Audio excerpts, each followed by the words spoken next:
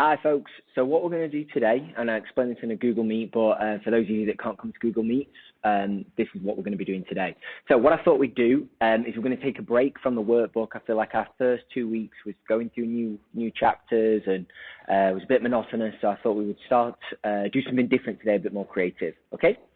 So what I want you to do is to create a video on a topic that we've covered this year, okay? So this is a good revision task, go back to those early topics, because remember, end of year 10 exams and obviously your final GCSE, you could be questioned on anything. So we need to make sure that you're still quite sharp and fresh on topics we did all the way back in August 2019. Okay, so what you're going to be able to do is choose any topic, and I've grouped them into 8 groups, and you can pick any one group. You don't need to do all 8, you just pick one of them and create a video on that topic. Okay, so an explanatory video, similar to this, but hopefully better. So you can screencast like this. So you could screencast on make a presentation or make a poster or make something that you could screencast and narrate over, or you could put together a collection of clips and then use something like iMovie or whatever you want to use to edit it together with clips and maybe some bits of text and some bits of videos. I'm going to give you quite a long time for this. This is the entire task for this week, so it wants to reflect 3 hours worth of work.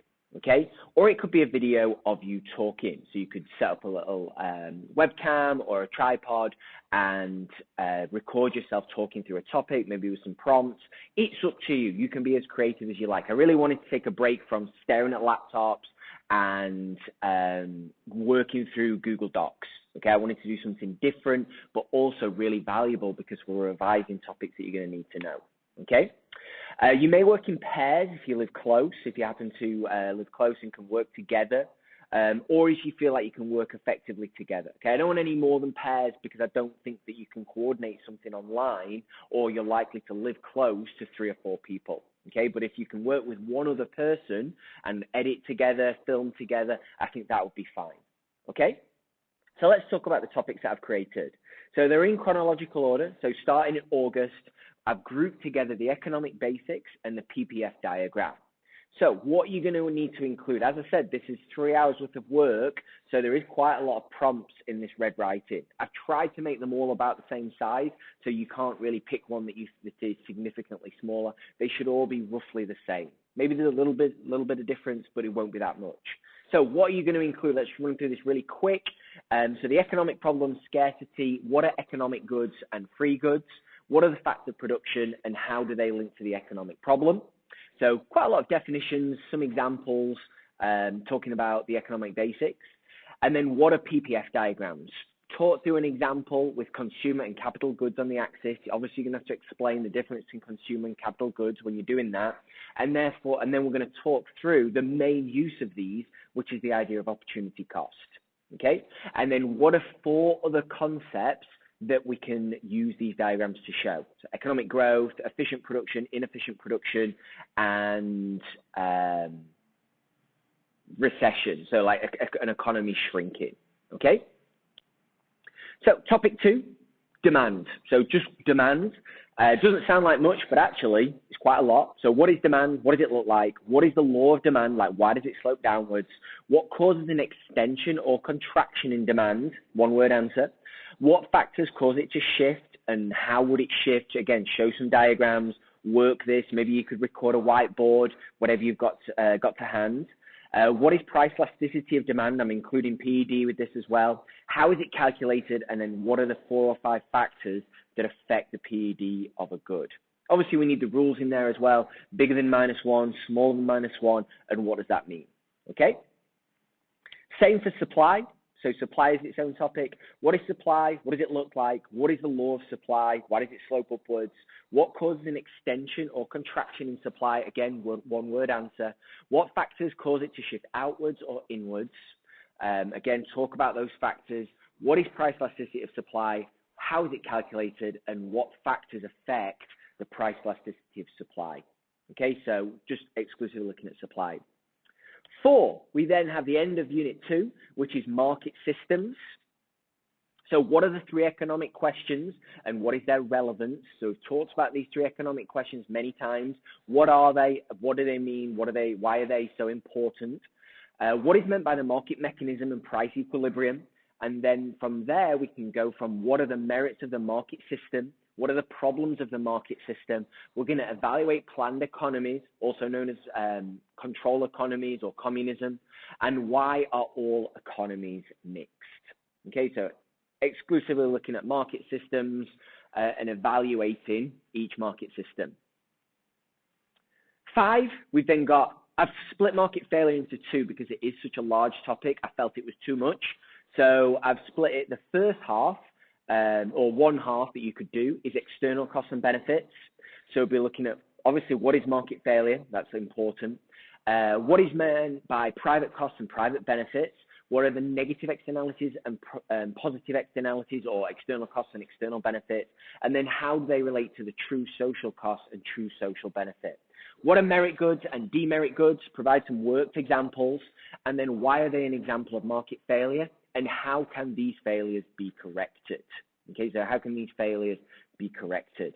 So exclusively looking at the merit and demerit goods for topic 5 and all the associated vocabulary, worked examples to talk through that.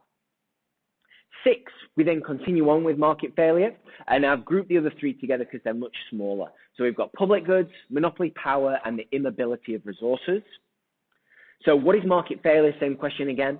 What is a public good? What are the characteristics that make goods public? So what do they need to have, those 2 characteristics? Okay, remember non-rivalry, non-excludability, and then that leads us to the free rider problem. Little hint there.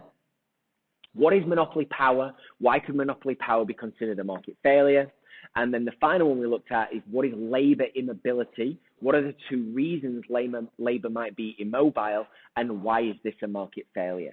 Okay, so there are 3 bits in number 6, but each one is relatively small, so that's why I grouped them together like this. Okay? 7, the more recent stuff that we've been doing in home learning. So this should be a bit fresher in your mind. So you might want to do this, you might not want to do this. It's up to you. So money and banking I've grouped together. So what is money? Why is it better than a barter system? What are the 4 functions of money? Remember we did those 4 specific terms. And what other characteristics must money have to be effective? So for example, durable, hard to fake, those kind of things. And then banking. So what is a bank? What is the banking cycle that we spoke about of deposits and lending? How does that work? Why is that important? What services do commercial banks provide? What is interest, and how is it an important determinant of the economy? How does it work in the economy? Okay? And then the final one you might choose is last week's work, number 8, occupation and labor markets. So what influences a person's choice of occupation, those financial and non-financial incentives of why a person might choose a certain occupation? How does a person's pattern of spending, how does a person's pattern of saving, spending, and borrowing change throughout their lifetime, and why? Okay, remember we looked at that little graph in the workbook. Maybe draw that out nice and big, talk through that and why that might be the case. And then the second half would be the labor markets. So why is labor derived demand? What do we mean by derived demand? How does the labor market work? Demand, supply, the interaction of demand and supply with wage on the Y, quantity on the X. What may shift the demand and supply of labor? So what could be some common reasons? Again, you can kind of get those from your workbook. Remember what we did last week. And why are some professions paid more than others? So then that's when we looked at the Wall Street article, the footballers article, and then the primary and secondary sector information at the bottom. Okay? So you can choose any one of these 8 topics. Okay? We might do this again in a few weeks' time where you can choose a second topic, but just one of those topics. Okay? So final points. You can publish this to YouTube directly or upload it to your drive and share it with me. There's no time limit on the video, so it can be as long as you need, and it can form any style, so a screencast. You might just talk over a whiteboard. You might talk over a poster. It's up to you how you film it. You can be as creative as you want. As I said, I wanted it to move away from workbook, new information, sat in front of a laptop and give you the opportunity to move around, use your phone, use a camera if you've got a nice camera, and do something unique and new, okay? Should not be boring, okay? It wants to be much better than this video that I've been talking on for far too long. I want to see color, I want to see images, I want to see worked examples. Diagrams are going to be relevant for a lot of these topics. Maybe you could get little clips of other videos. You can download anything from YouTube using, if you just Google YouTube downloader, you can use websites to download videos, chuck it into iMovie. It's free. You've all got Macs, or most of you have got Macs. And edit it together. As I've said already, this is a significant, I'm giving you a long time for this, all 3 lessons. So it wants to be high quality details, okay? If it's just you talking over a bit of a Google Doc for 2 minutes, that's not okay. And finally, obviously it wants to be accurate, check for detail, make sure that you're giving true information. I'm gonna watch every video, obviously, and I wanna see accurate, good revision materials that you could even share with each other as revision videos, okay? So any problems, you can rewatch this video, you can email me, we can have a Google Meet, but that is the work for this week, okay? Hopefully that's nice and clear. Good luck and enjoy.